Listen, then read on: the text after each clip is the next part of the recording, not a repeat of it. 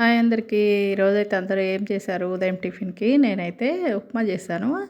మనం ఉప్మానే కదా అని సింపుల్‌గా అనుకుంటాం గానీ, కరెక్ట్‌గా చేయకపోతే మొత్తం అట్టర్ ఫ్లాప్ అయిపోద్దనమాట. కరెక్ట్‌గా చేయాలి. లేకపోతే ఉప్మా అనేది అస్సలు టేస్ట్ అస్సలు ఉండదు. చేతికి అంటుకుంటా ఉంటది. నా స్టైల్‌లో నేను ఎలా ఉప్మా చేస్తానో చూపిస్తాను. మేము ఎక్కువగా గోధుమ రవ్వనే తింటాము. అది కూడా పాలిష్ లేకుండా ఉంటది కదా! ఆ రవ్వ తింటాం ఎక్కువగా. ఎప్పుడన్నా పిల్లలొచ్చినప్పుడు వాళ్ళు అడుగుతుంటారనమాట. వాళ్ళ కోసం తెప్పించినప్పుడు మిగులుతది. మిగిలినప్పుడు ఇలా చేస్తుంటాను. నేను ఒక కప్పు రవ్వకి ఒక కప్పు సేమియా అయితే వేశాను. ఆల్రెడీ సేమియా అయితే రోస్ట్ చేసే ఉంటది కాబట్టి ఎక్కువసేపు ఫ్రై అవసరం లేదు. ఈ విధంగా నేను ఆయిల్ వేయకుండా ఫ్రై చేశాను. మనకి ఫ్రై అయ్యేటప్పుడు మంచి స్మెల్ వస్తది కదా! అప్పుడు తెలిసిపోద్ది ఫ్రై అయినట్టు రవ్వ. ఇంకా అదే బండిలో ఒక స్పూన్ ఆయిల్ వేసుకోవాలి. మనం ఉప్మా అనంగానే నూనె ఎక్కువ వేసుకోవాలేమో అనుకుంటాం గానీ నూనె ఏం అవసరం లేదు ఎక్కువగా. నేను ఒక స్పూన్ ఆయిల్ వేసాను. అలాగే అందులోకి తాలింపు గింజలు, పచ్చిమిర్చి, ఉల్లిపాయలు కూడా వేసి కొంచెం జీడిపప్పు కూడా వేసాను. మనం ముందు నూనెలో జీడిపప్పు వేపామంటే అదంతా కలర్ చేంజ్ అయిపోతది కదా! మాడిపోయినట్టు అయిపోద్ది. అందుకని ఉల్లిపాయలు వేసిన తర్వాతనే వేసుకోండి. అలాగే కరివేపాకు, నేను ఇక్కడ అల్లం, వెల్లుల్లి సన్నగా కట్ చేసుకొని వేసాను. మనం పేస్టు వేసామనుకోండి అంత బాగుండదనమాట. అల్లం, వెల్లుల్లి ఇలా కట్ చేసుకొని వేసుకుంటే తినేటప్పుడు మనకు పంట కింద తగిలినప్పుడు బాగుంటది. అలాగే ఒక టమాటా. మా వారు ఎక్కువగా టమాటాలు తినొద్దని చెప్పారు డాక్టర్ గారు. అందుకని ఒకటే వేసాను. లేకపోతే ఆయనకు టమాటాలు ఎక్కువ వేసి చేస్తే ఇష్టం అనమాట. టమాటా బాత్ అంటారు కదా అట్లా.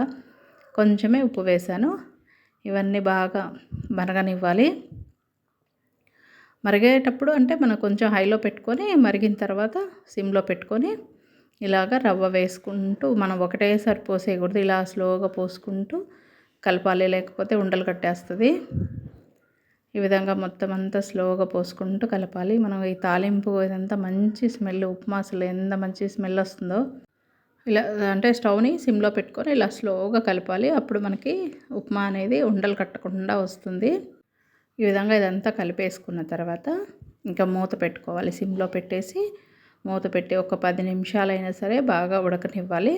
అప్పుడే మనకు ఉప్మా అనేది చేతికి అంటుకోకుండా వస్తది తినేటప్పుడు.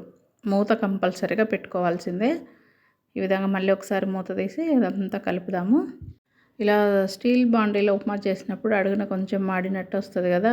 అట్లా అయితే మా పిల్లలకి భలే ఇష్టం అనమాట. అలా కొంచెం లైట్‌గా బ్రౌన్ కలర్‌లో వస్తది.